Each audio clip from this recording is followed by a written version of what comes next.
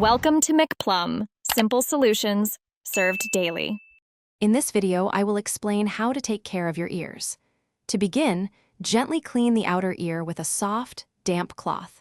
Never insert cotton swabs or any other objects into your ear canal, as this can push earwax deeper or cause damage.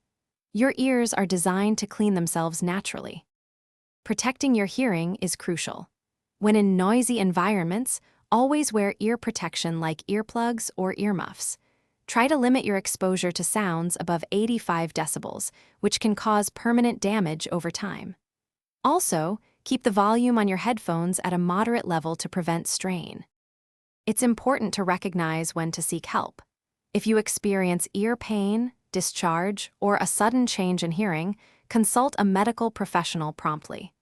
Persistent ringing in your ears, known as tinnitus, could also indicate an underlying issue that needs attention.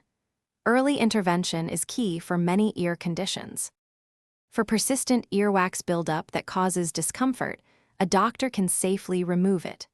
Regular checkups with a healthcare provider can help monitor your overall ear health and catch potential problems early.